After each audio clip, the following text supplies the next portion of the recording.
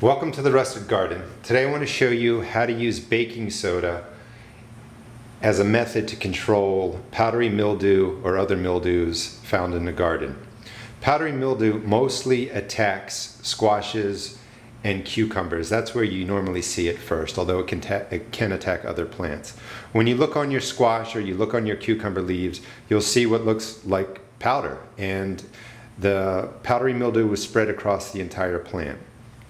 Baking soda is alkaline, so basically what you're doing is putting baking soda into water, creating a spray so that when you spray it onto your cucumbers, when you spray it onto your squash leaves, you create a surface where the powdery mildew doesn't want to grow.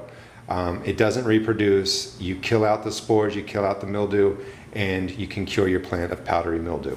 It's also best to use this preventatively. Of course, if you see it, make up the spray, spray the cucumbers, spray the squash, spray the zucchini, and really soak the plant and take care of the powdery mildew. But you want to start spraying, about a week or two before powdery mildew season hits your area, and that's usually June or July when it starts getting hot and humid.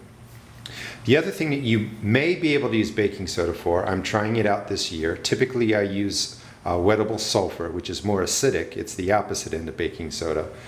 Is that if your tomato gets leaf spot or early blight, you can use a baking soda spray to spray your leaves and make the leaves inhospitable to the leaf spot spores so that it's harder for the spores to climb up your tomato.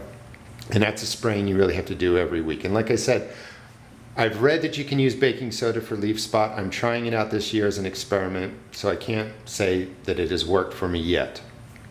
I'm going to do another video with wettable sulfur. That definitely works. I've been using wettable sulfur for years to spray my tomatoes weekly to keep leaf spot at bay, to keep early blight at bay. So basically what you do to create your baking soda spray for powdery mildew and other mildews is get plain old baking soda. You want 1 tablespoon, or a tablespoon to measure, and you're going to put 2 tablespoons, measure just like that, in your container. You don't have to be perfect.